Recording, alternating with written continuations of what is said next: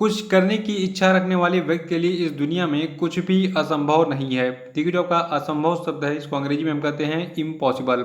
और इम्पॉसिबल में से अगर आप इम को निकाल दिए तो आपको सारी चीज़ें पॉसिबल नज़र आएंगी। नमस्कार दोस्तों, आज की वीडियो में डिस्कस करेंगे हम 28 अगस्त के सभी महत्वपूर्ण करंट अफेयर पे। और देखिए, आज की वीडियो में टोटल हम 10 मोस्ट इंपॉर्टेंट करंट अफेयर चर्चा करेंगे और साथ में इनसे जुड़े जितने भी स्पेशल फैक्ट हैं उन पर हम पूरे डिटेल में चर्चा करेंगे। और इस वीडियो क्लास में आपका एक टेस्ट भी लिया जाएगा, तो इस टेस्ट को जरूर दीजिएगा। और इस वीडियो को पूरा देखने के बाद आप इसकी पीडीएफ फाइल भी डाउनलोड कर सकते हैं। नीचे डिस्क्रिप्शन बॉक्स में आपको इस वीडियो की पीडीएफ लिंक मिल जाएगी। और अगर आप इस चैनल पर हैं तो चैनल को भी सब्सक्राइब कर लीजिएगा, साथ में बेल आइकन प्रेस करके वीडियो को लाइक और शेयर भी कर दिएगा। तो चलिए शुरू करते हैं। आज के करंट अफेयर को लेकर सबसे पहले बात कर लेते हैं कल के करंट अफेयर पूछेगा सभी क्वेश्चन अपडेट के सही उत्तरों की। देखकर क्वेश्चन का पहला प्रश्न है कि केंद्र सरकार ने हाल ही में रक्षा अनुसंधान और विकास संगठन यानी कि defence research and development organisation के अध्यक्ष जी सतीश रेड्डी के कार्यकाल को कितने साल के लिए बढ़ा दिया है। तो देखिए, ये ड्यूरेशन आपका है 2 साल। और दूसरा था कि हाल ही में केंद्र सरकार के द्वारा अश्विनी भाटिया को किस बैंक का नया प्रबंध निदेशक नियुक्त किया गया है। तो देखिए, अश्विनी भाटिया बनाए गए हैं स्टेट बैंक ऑफ इंडिया के नए प्रबंध निदेशक। और तीसरा था कि हाल ही में मध्य प्रदेश सरकार ने सरकारी नौकरी में प्रदेश के लोगों को कितने प्रतिशत आरक्षण देने की घोषणा की है। तो देखिए, टोटल 100% आरक्षण कर दिया गया है मध्य प्रदेश राज्य में। और इस न्यूज़ को थोड़ा सा और डिटेल में जानने के लिए आप परसों का वीडियो देखिए, उसको रिवाइज कर डालिएगा। और देखिए, चौथा था कि दिल्ली अल्पसंख्यक आयोग का चेयरमैन किसे नियुक्त किया गया है। तो देखिए, इनका नाम है जाकिर खान। और पांचवा था सिक्किम के नामची में किस भारतीय फुटबॉल टीम के पूर्व कप्तान के नाम पर एक स्टेडियम का नाम रखा जाएगा। तो देखिए, ये भारतीय फुटबॉल टीम के पूर्व कप्तान हैं बाईचुंग भूटिया। और आज के करंट अफेयर का पहला प्रश्न है, विश्व जल सप्ताह 2020 घर पर कब से कब तक मनाया गया। तो देखिए, ये तिथि आपको याद रखनी है। ये तिथि आपकी है 24 अगस्त से 28 अगस्त। ठीक है, 24 से 28 अगस्त तक मनाया गया विश्व जल सप्ताह 2020 घर पर। देखिए, जो आपका ये विश्व जल सप्ताह 2020 है, इसका मुख्य विषय इस बार रखा गया है water and climate change accelerating action. तो इसका मुख्य विषय यानी कि थीम याद रखिएगा। देखिए, जो आपका ये विश्व जल सप्ताह है, ये 1991 के बाद स्टॉकहोम इंटरनेशनल वाटर इंस्टीट्यूट के द्वारा आयोजित एक वार्षिक वैश्विक कार्यक्रम है जो कि पृथ्वी के पानी के मुद्दे और इससे जुड़े अंतर्राष्ट्रीय विकास की संबंधित समस्याओं को दूर करने के लिए है। देखिए, यहाँ पे एक शब्द इसके आगे घर पर इसलिए जोड़ दिया गया है क्योंकि इस साल कोरोना का संक्रमण पूरे विश्व में है और इसीलिए जो है इसको घर पर रहकर इसको वर्चुअली यानी कि ऑनलाइन जो है सेलिब्रेट करने के लिए गाइडलाइंस जारी की गई थी। ठीक है, याद रखिएगा कि विश्व जल सप्ताह 2020 घर पर जो है मनाया गया कब से कब तक, 24 अगस्त से 28 अगस्त 2020 तक।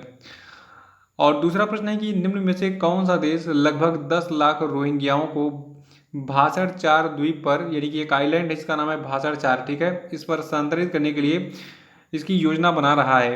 तो देखिए, ये देश आपका बांग्लादेश है। देखिए, यहाँ पे आपको बांग्लादेश का थोड़ा सा मैप दिख रहा है आपको कटा हुआ। और ये बांग्लादेश का जो विस्तार है कुछ ये पीला वाला दिख रहा है, ठीक है, यहाँ तक है। और बांग्लादेश के देखिए कुछ छोटे छोटे द्वीप भी हैं इसके कब्जे में। और यहाँ पे देखिए आपको दिख रहा है म्यांमार यानी कि बर्मा। देखिए, जो आपके रोहिंग्या मुसलमान हैं ये बिलोंग करते थे म्यांमार से, लेकिन वहाँ पे कुछ विवाद हुआ कुछ सालों पहले और फिर वहाँ से जो आपके ये रोहिंग्या मुस्लिम हैं ये अपनी मतलब वहाँ से भाग कर ये अपनी शरण लिए कहाँ पे, बांग्लादेश में और भारत में। तो बांग्लादेश में काफ़ी ज़्यादा संख्या में वहाँ पे पहुँचे रोहिंग्या मुसलमान। तो देखिए, वहाँ पे बांग्लादेश में पॉपुलेशन डेंसिटी वैसे ही बहुत ज़्यादा है क्षेत्रफल के हिसाब से, तो इसीलिए एक छोटा सा द्वीप था। देखिए, यहाँ पे दिख रहा है आपको छोटा सा आइलैंड, ठीक है, जिसका नाम है भाषण 4 द्वीप। ठीक है, तो इसी द्वीप पर बांग्लादेश की सरकार ने इन रोहिंग्याओं को बसाने के लिए वहाँ पे कहा जाए तो एक जो है टेम्पोररी आवास बना दिया है कि जाइए आप यहीं पर रहिए।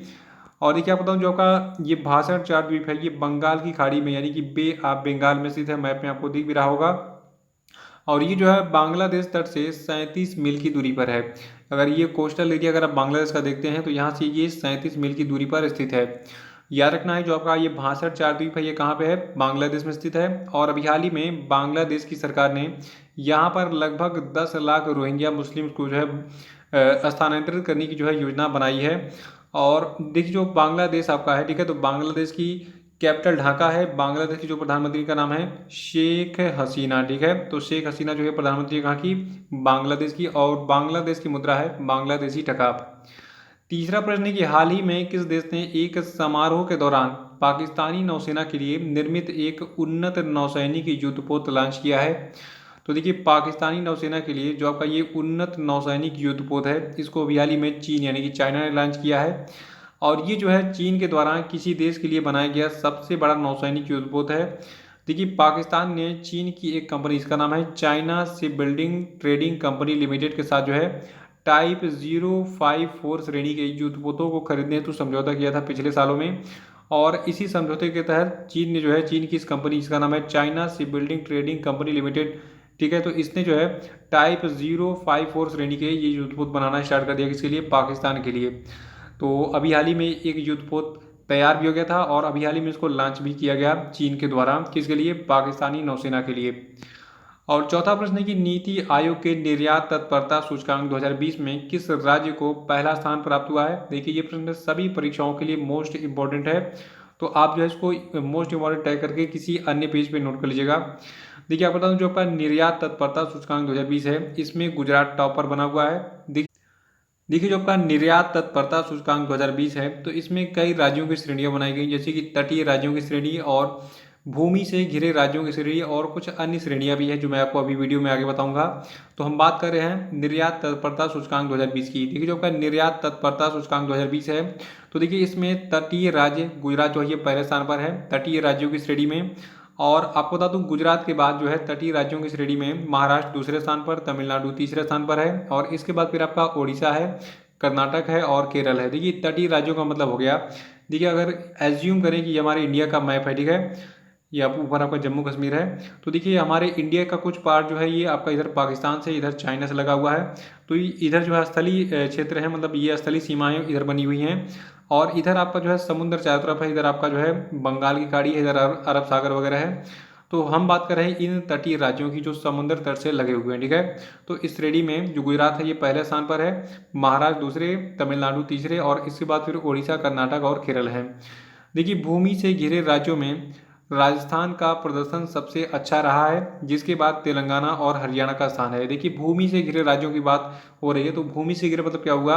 देखिए मैं आपको जब इंडिया का मैप दिखाता हूँ, तो मैंने कई बार मध्य प्रदेश या फिर कुछ ऐसे राज्यों के बारे में बताया है जो है चारों तरफ जो है स्थलीय सीमाओं से घिरे हुए हैं, उनके बगल में जो राज्य हैं वो स्थलीय सीमाएं प्रदान कर रहे हैं इसको, वो किसी भी समुद्र तट से लगे हुए नहीं है। तो हमने बात की क्या? भूमि से घिरे राज्यों की, और इस श्रेणी में राजस्थान का प्रदर्शन सबसे अच्छा रहा, किसमें? निर्यात तत्परता सूचकांक 2020 में, और इसके बाद फिर तेलंगाना और उसके बाद हरियाणा का स्थान है। देखिए जो आपका हिमालयी राज्यों का श्रेणी बनाया गया है, तो हिमालयी राज्यों की श्रेणी में जो आपका ये इंडेक्स है, ठीक है, तो इसमें उत्तराखंड पहले स्थान पर रहा, और इसके बाद फिर त्रिपुरा, और उसके बाद फिर हिमाचल प्रदेश रहा, और केंद्र शासित प्रदेशों में दिल्ली का प्रदर्शन सबसे बेहतर रहा, और इसके बाद फिर गोवा और फिर चंडीगढ़ का स्थान रहा। और देखिए इस रिपोर्ट में सूचकांक में ये कहा गया है कि जो आपका छत्तीसगढ़ और झारखंड है, ये दो ऐसे मैदानी राज्य हैं जिन्होंने निर्यात को बढ़ावा देने के लिए कई तरह के कदम उठाए हैं। और देखिए नीति आयोग की इस रिपोर्ट में ये बताया गया है कि समान सामाजिक आर्थिक चुनौतियों का सामना कर रहे राज्य छत्तीसगढ़ और झारखंड की तरह जो है कदम उठा सकते हैं, इनको फॉलो कर सकते हैं निर्यात को बढ़ावा देने के लिए। और देखिए जब का ये निर्यात तत्परता सूचकांक है, तो देखिए इस सूचकांक से ये पता चलता है कि किस राज्य में निर्यात को बढ़ावा देने के लिए कितनी सुविधाएं उपलब्ध है। तो ये डिटेल्स याद रखिएगा, निर्यात तत्परता सूचकांक 2020 के बारे में। इसको जारी कौन करता है? नीति आयोग करता है, ये भी आपको पता रहना चाहिए। और इसमें कौन सा राज्य किस श्रेणी में पहला स्थान पर है, ये भी याद रखना चाहिए आपको, ठीक है। तो नोट कर लीजिएगा पूरी डिटेल को। देखिए जो आपका नीति आयोग है, इसकी स्थापना 1 जनवरी 2015 को हुई थी। ये डेट एग्जाम में बहुत बार पूछा चुका है। तो नीति आयोग कब स्थापित हुआ था? 1 जनवरी 2015 को। और देखिए इसका मुख्यालय नई दिल्ली में स्थित है, और इसके अध्यक्ष हैं वर्तमान में नरेंद्र मोदी, जो कि भारत के प्रधानमंत्री हैं। तो देखिए भारत का जो प्रधानमंत्री होता है, ये नीति आयोग का अध्यक्ष होता है। पांचवा प्रश्न है कि हाल ही में केंद्र सरकार खाद्य सामग्रियों में ट्रांस फैट 5% यानी कि 5% से घटाकर जो है कितने प्रतिशत करने की घोषणा की है? तो देखिए केंद्र सरकार ने अभी हाल ही में जितनी भी खाद्य सामग्रियां हैं, यानी कि खाने योग्य सामग्रियां हैं, उनमें जो ट्रांस फैट का लेवल है, इसको 5% से घटाकर 2% करने की जो है घोषणा की है। देखिए अगर आप बिस्किट का पैकेट देखिए या फिर कोई भी ऐसी खाद्य सामग्री देखिए जो कि मार्केट में आप देखते होंगे वो पैक्ड जो है आती है, तो उसके रैपर पे लिखा क्या होता है, उसमें ट्रांस फैट कितना है, कोलेस्ट्रॉल कितना है, या फिर उसमें जो इंग्रेडिएंट है उसकी मात्रा कितनी है। तो उस पर आपने देखा होगा जो ट्रांस फैट है वो लिखा होता है 5%, लेकिन अब इसको जो है कम किया जाएगा, क्योंकि देखिए मोटापा बहुत बेकार चीज़ होती है और वैसे भी फैट का सेवन एक लेवल में कीजिए तो ज़्यादा सही है। देखिए फैट ज़रूरी है हमें हमारे खाने में, लेकिन अगर उसका उपयोग हम कम करेंगे तभी नुकसान है, ज़्यादा करेंगे तभी नुकसान है। तो ट्रांस फैट का लेवल अब 5% से घटाकर 2% करने की घोषणा की है केंद्र सरकार ने। और देखिए मौजूदा समय में जो आपका food safety and standards authority of India है, देखिए आपने देखा होगा जो आपके रैपर्स होते हैं, जितने भी खाद्य सामग्री बिस्किट वगैरह होते हैं, उस पर एक ऐसे लेबल लगा होता है FSSAI का, यानी कि food safety and standard authority of India का, ठीक है। तो देखिए मौजूदा समय में जो आपका ये food safety and standard authority of India है, तो इसकी वसा और तेलों में ट्रांस वसा सामग्री की रहने की सीमा 5% है, बाद में इसको 2% किया जाएगा। देखिए एक टारगेट बनाया गया है। देखिए आपको बता दूं वर्तमान में 5% है, बाद में 2021 तक जो है ट्रांस फैट की सीमा 3% करने, और उसके बाद फिर 2022 तक 2% करने की जो है अधिसूचना जारी की गई है, किसके द्वारा, food safety and standards authority of India के द्वारा। किसके निर्देश के बाद, केंद्र सरकार के निर्देश के बाद। और देखिए जो आपका ये food safety and standard authority of India है, यानी कि FSSAI है, इसकी स्थापना अगस्त 2011 में हुई थी। और ये जो है फूड सेफ्टी यानी कि खाद्य सुरक्षा के संदर्भ में काम करता है, और ये पूरे भारत में वर्क करता है, और इसका मुख्यालय नई दिल्ली में स्थित है। और इसकी वर्तमान में जो चेयरपर्सन, इनका नाम है रीता तोतिया। छठा प्रश्न है कि हाल ही में किस देश में खुदाई के दौरान 300 मीटर नीचे जो है एक 3800 साल पुरानी किराट देवी की मूर्ति मिली है। तो देखिए ऐसे ऐतिहासिक प्रश्न एग्जाम में बहुत पूछे जाते हैं, खासतौर से जो आपका PSC का एग्जाम यानी कि PCS का, और UPSC का, NDA CDS का और SSC का एग्जाम होता है उसमें।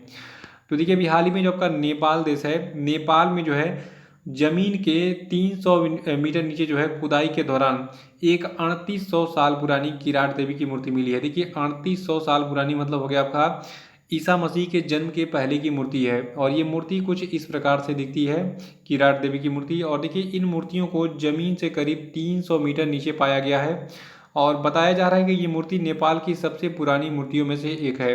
यानी कि ईसा मसीह के जन्म से पहले, यानी कि जब तक मतलब हमारे पास जो साक्ष्य वगैरह मिलते हैं, लिखित साक्ष्य कई सारे धर्मों के, तो उससे मतलब बहुत ज़्यादा पुरानी मूर्ति है, 3800 साल पुरानी है, ठीक है। अभी तो हम 2020 में जी रहे हैं और यहाँ पे 3800 साल पुरानी की बात हो रही है। सातवां प्रश्न कि हाल ही में किस देश के साथ भारत ने राष्ट्रीय समन्वय समिति की पहली बैठक की अध्यक्षता की। तो देखिए अभी हाल ही में भारत ने जो है उज्बेकिस्तान के साथ जो है राष्ट्रीय समन्वय समिति की पहली बैठक की सह अध्यक्षता की है। और देखिए ये बैठक जो है ये भारत और उज्बेकिस्तान के बीच में पारस्परिक रूप से सहमत परियोजनाओं के कार्यान्वयन की निगरानी के लिए आयोजित की गई थी। देखिए जो आपका उज्बेकिस्तान देश है, ये जो है सेंट्रल एशिया में स्थित है, कैपिटल यहाँ की ताशकंद है, करेंसी है उज्बेकिस्तानी सोम, और पॉपुलेशन है उज्बेकिस्तान की 3.3 करोड़, और उज्बेकिस्तान की ऑफिशियल लैंग्वेज है उज्बेक। तो उज्बेकिस्तान के बारे में डिटेल्स याद रखिएगा, लेकिन याद रखना है भारत ने भी हाल ही में उज्बेकिस्तान के साथ मिलकर राष्ट्रीय समन्वय समिति की पहली बैठक की अध्यक्षता की। देखिए पहली बैठक है, इसलिए एग्जाम के लिए इम्पोर्टेंट है। आठवां प्रश्न है कि हाल ही में भारतीय जूडो खिलाड़ी दीपांशु बालियान को नाडा के द्वारा प्रतिबंधित पदार्थ फ्यूरोसेमाइड के सेवन के कारण कितने महीने के लिए निलंबित किया गया है। तो देखिए भारतीय जूडो खिलाड़ी जो आपके हैं दीपांशु बालियान, ठीक है, इनको टोटल 22 महीने के लिए प्रतिबंधित किया गया है नाडा के द्वारा। और देखिए आपको बता दूं इनको जो है किस प्रतिबंधित पदार्थ के सेवन का प्रतिबंधित किया गया है, ये एग्जाम में पूछा सकता है। इनको जो है देखिए फ्यूरोसेमाइड नामक एक जो है प्रतिबंधित पदार्थ के सेवन के कारण जो है प्रतिबंधित किया गया है 22 महीनों के लिए। देखिए पिछले साल की बात है, 2019 में जूनियर एशियाई जूडो चैंपियनशिप की राष्ट्रीय टीम के चयन के लिए जून 2019 में जो है भोपाल में 90 किलोग्राम वर्ग में ट्रायल के दौरान जो आपके ये बालियान यानी कि दीपांशु बालियान जी हैं, इनका नमूना लिया गया था, जो कि प्रतिबंधित पदार्थ के लिए पॉजिटिव आया। और ये प्रतिबंधित पदार्थ कौन सा था, फ्यूरोसेमाइड। नवा प्रश्न है कि हाल ही में किस बैंक ने किसानों की क्रेडिट असेसमेंट करने के लिए सैटेलाइट डाटा का उपयोग करने का फैसला किया है। तो देखिए ये बैंक आपका है ICICI बैंक। इसने भी हाल ही में किसानों की क्रेडिट असेसमेंट के लिए सैटेलाइट डाटा का उपयोग करने का फैसला किया है। देखिए जो आपका ICICI बैंक है, ये देश का पहला ऐसा बैंक बनने जा रहा है जो कि किसानों के क्रेडिट असेसमेंट के लिए सैटेलाइट डाटा का उपयोग करेगा। और देखिए इससे जो है बैंक के किसानों के लोन आवेदन के बारे में सैटेलाइट डेटा के जरिए उनकी साख जानकर तुरंत निर्णय कर सकेगा और इससे किसानों को अपनी मौजूदा साख को बढ़ाने में मदद भी मिलेगी। देखिए बात करते हैं अगर आईसीआईसीआई बैंक की। देखिए इसके वर्तमान में सीईओ हैं संदीप बख्शी, हेडक्वार्टर इसका मुंबई में स्थित है और आईसीआईसीआई बैंक की स्थापना की थी industrial credit and investment corporation of India ने और इसीलिए इसको शॉर्ट में कहा जाता है आईसीआईसीआई बैंक। और इसकी स्थापना 1994 में की गई थी गुजरात के बड़ोदरा में। 10वां प्रश्न की हाल ही में किसके द्वारा directorate general national cadet corps mobile प्रशिक्षण एप्लीकेशन लॉन्च किया गया है। तो देखिए ये एप्लीकेशन राजनाथ सिंह के द्वारा लॉन्च किया गया है जो कि भारत के रक्षा मंत्री हैं वर्तमान में। देखिए जो आपका नेशनल कैडेट कॉर्प्स यानी कि राष्ट्रीय कैडेट कोर है, इसका मोटो है एकता और अनुशासन यानी कि यूनिटी एंड डिसिप्लिन। और एनसीसी की स्थापना 16 अप्रैल 1948 को हुई थी, मुख्यालय इसका नई दिल्ली में स्थित है। ये डिटेल एनसीसी के बारे में यानी कि नेशनल कैडेट कॉर्प्स के बारे में याद रखना है। लेकिन सबसे पहले क्या रखिएगा कि एनसीसी के लिए अभी हाल ही में जो भारत के रक्षा मंत्री राजनाथ सिंह इनके द्वारा directorate general national cadet corps mobile प्रशिक्षण एप्लीकेशन लॉन्च किया गया। तो ये थे आपके आज के सभी महत्वपूर्ण करंट अफेयर और अब हम बात कर लेते हैं आज के सभी क्वेश्चन अपडेट पे। देखिए आज की वीडियो के लाइक का टारगेट है 2000 लाइक, तो जल्दी जल्दी सभी लोग अपना इसमें योगदान दीजिए, वीडियो को लाइक कर दीजिए। देखिए आपके लिए आज का पहला प्रश्न है कि राष्ट्रीय शिक्षा नीति को लागू करने वाला भारत का पहला राज्य कौन सा है, आंसर बताइए। दूसरा है कि हाल ही में किस देश की सरकार ने अपनी कोविड-19 वैक्सीन स्पुतनिक 5 के उत्पादन और तीसरे चरण के क्लिनिकल ट्रायल के लिए भारत से सहयोग मांगा है, उत्तर बताइए। तीसरा है कि कौन सा राज्य मुद्रा योजना के तहत महिलाओं को ऋण देने में सबसे ऊपर है, आंसर बताइए। चौथा कि हाल ही में पौलोमी घटक ने किस खेल से संन्यास लेने की घोषणा की है, आंसर बताइए। पांचवा कि हाल ही में विश्व स्वास्थ्य संगठन ने किस महाद्वीप को जंगली पोलियो वायरस से मुक्त घोषित किया है, उत्तर बताइए। तो इसी के साथ आज का करंट अफेयर समाप्त होता है। कल फिर मिलेंगे। कल के करंट अफेयर वीडियो को लाइक और शेयर करिएगा, जो लोग नए हैं वो चैनल को सब्सक्राइब कर लेंगे और देखिए वीडियो को लाइक और शेयर भी जरूर कर दीजिएगा। तो इसी के साथ जय हिंद जय भारत।